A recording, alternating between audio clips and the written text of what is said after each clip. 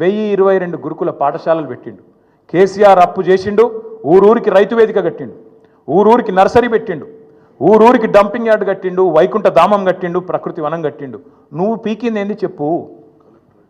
కలెక్టరేట్లు కూడా కట్టిండు, 32 జిల్లాలు కట్టిండు. నువ్వేం చేసినావు? 1,70,000 కోట్ల. నేను చెప్పమంటే ఇంకో గంట చెప్తా కేసీఆర్ ఏం చేసిండు. మీరేం చేశారు? నువ్వు రోజు కూర్చొని అందాల పోటీలు రివ్యూ చేస్తున్న పోలీస్ కమాండ్ కంట్రోల్ సెంటర్ కూడా కేసీఆరే కట్టిండు. నువ్వేం చేసినావు?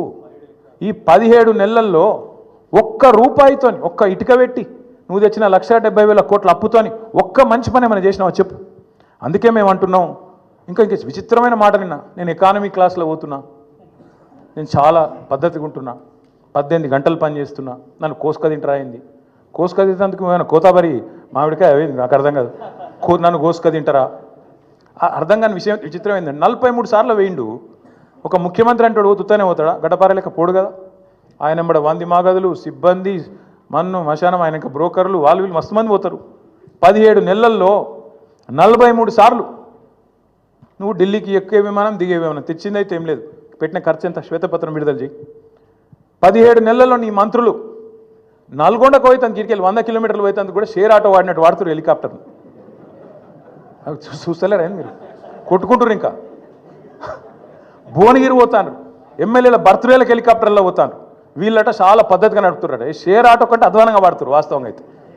హెలికాప్టర్ ఉంటే తప్ప హైదరాబాద్ దాటిపోమంటుండే ఒక్కొక్క మంత్రి. ఈ ఎకానమీ క్లాస్ అంటాడు ముఖ్యమంత్రి. నువ్వు ఎక్కే విమానం దిగే విమానం మేము చూస్తలేమా? అరే ప్రైవేట్ ఫ్లైట్లు, జల్సాలు, 7 విదేశీ యాత్రలు, మీ మంత్రుల హెలికాప్టర్ ట్రిప్పులు విడుదల చేయి, శ్వేతపత్రం విడుదల చేయి. అందుకే అంటున్నాం, అక్కసు వెళ్ళగక్కిన ముఖ్యమంత్రి గారు ప్రభుత్వ ఉద్యోగుల మీద. వాస్తవం ఏంది? ఉద్యోగుల వల్ల దివాలా తీసిందని చెప్పి ఇలా నువ్వు దిక్కుమాల ప్రచారం చేస్తున్నావు.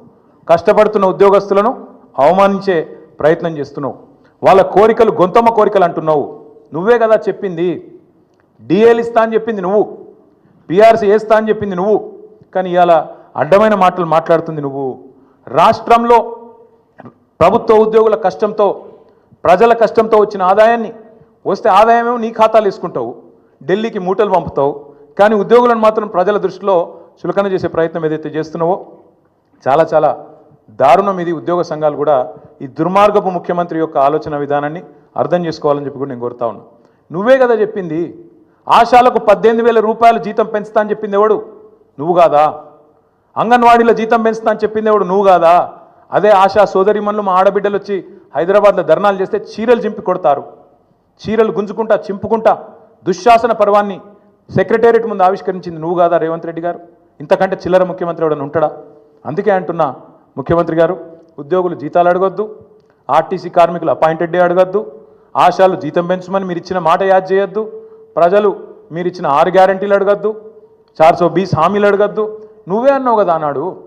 కేసీఆర్ లీటర్కు 30 రూపాయలు వేసుకపోతుండు పెట్రోల్ డీజిల్ లాంటివి. ఇప్పుడు అంటున్నాడు రేవంత్ రెడ్డి గారు నిన్న 200 రూపాయలు చేస్తారట పెట్రోల్. ఇన్నరో లేదో మరి మీరు?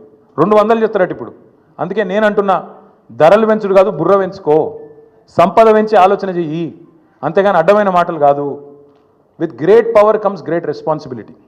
ఒక పెద్ద హోదా వచ్చినప్పుడు ఆ హోదాకు తగ్గే విధంగా ప్రవర్తించే సంస్కారం ఉండాలి, వ్యక్తిత్వం ఉండాలి. ప్రతిపక్ష నాయకుడిని, తెలంగాణ తొలి ముఖ్యమంత్రిని, తెలంగాణ తెచ్చిన నాయకుడిని పట్టుకొని ఆయన సావు నిరంతరం కోరుకుంటావు. నువ్వు ముఖ్యమంత్రివా?